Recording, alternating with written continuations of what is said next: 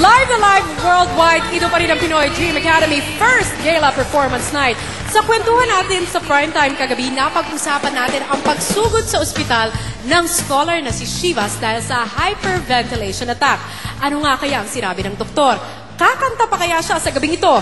Narito, panoorin yung lahat. Kahapon, isang di inaasahang kaganapan ang gumulantang sa buong academy. Tapos magkukulaps na siya sa punta kami dito. Ano lang, wait lang, tuturuan kita.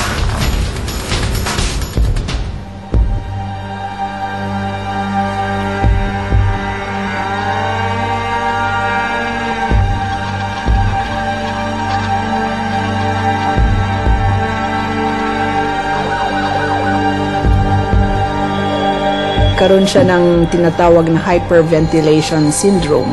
When you are under stress, usually bilis kang huminga, causing yung mga paninigas ng kamay, mawawalan ng malay.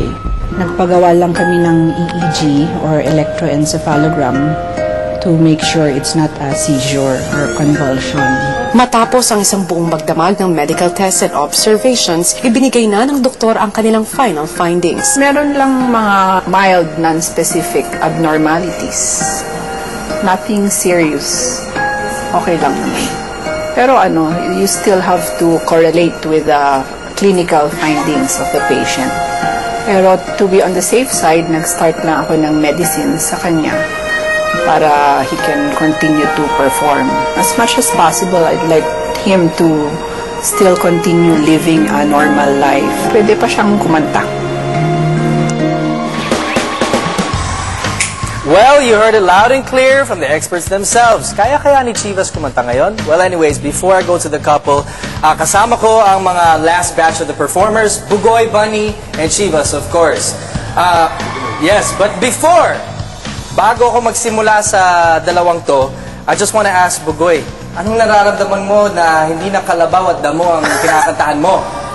Anong pakiramdam mo ngayon? Happy po. Happy? Happy.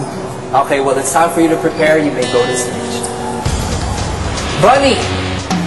Anong feeling mo ngayon na kasama mo na si Chivas dito? What are you feeling?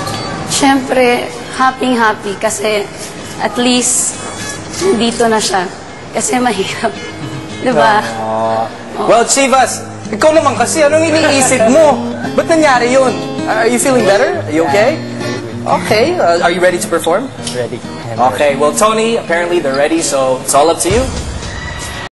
Ng mga pinagdaanan niya nitong nakaraang linggo.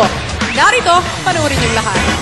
Sa loob ng academy, ipinakita ni Bunny na siya ay isang estudyanteng marunong makinig. Pero dahil sa pinagdaanan nila ng kanyang asawa, unti-unting namaos ang kanyang boses. Kahit poos, maibigay kaya ni Bunny ang karapat-dapat na performance.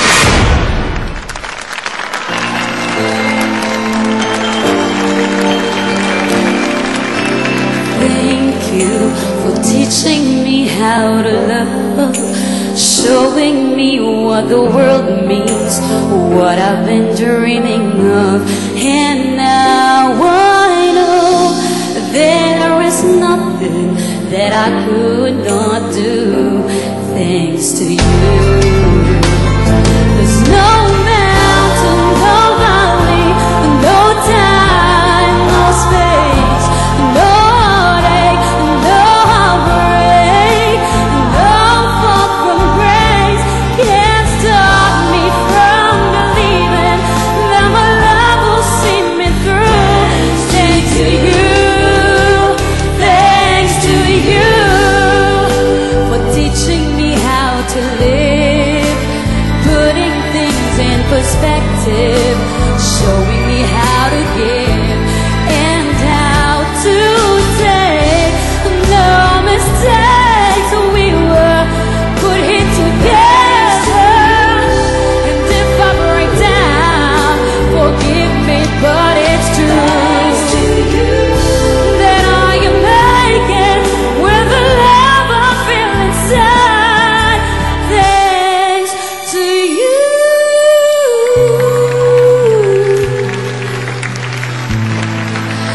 Thanks to you. And thank you also, Bunny. Thank you. Let's hear from Miss Curly.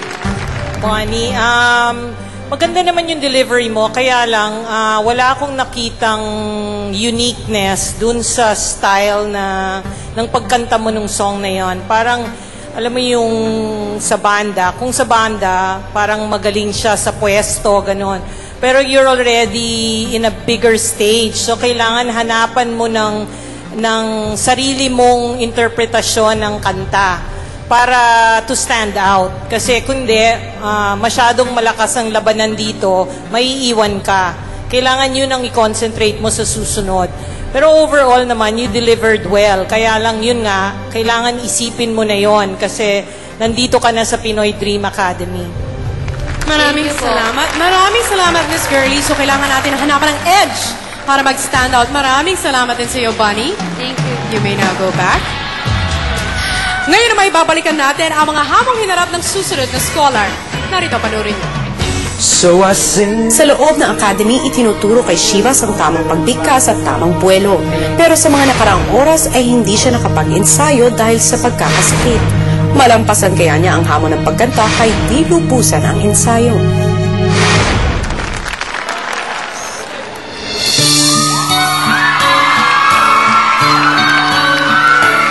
So I seriously, after the loving, with a song I just wrote yesterday.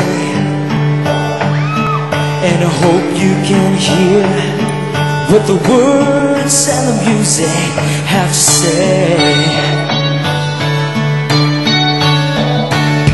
So I sing you to sleep after the loving, with it brush back the hair from your eyes, and the love on your face so real that it makes me wanna cry. And I know that my song isn't saying anything new. Whoa, but after the loving, I'm still in love with you. Oh, after the loving, I'm still in love with you. With you.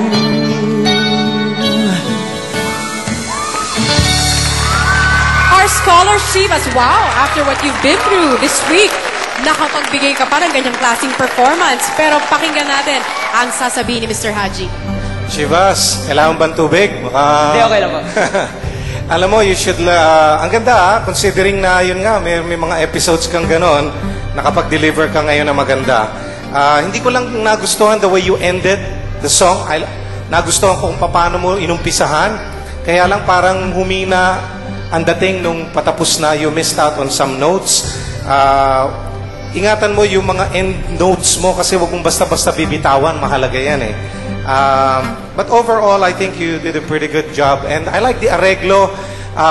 Sanay ako na pakinggan yung old version yan. Maganda rin pala yung pag medyo rock ng konti, bumagay sa'yo. Maraming salamat, Shivas! Okay. You can now go back to the academy. Thank you, thank you, thank you. Mga kapamilya, may weekly allowance kaya ang dalawang org. Sino kaya magiging first Star Scholar? Abangan niya sa pagbabalik ng Pinoy Dream Academy First Gala Performance Night.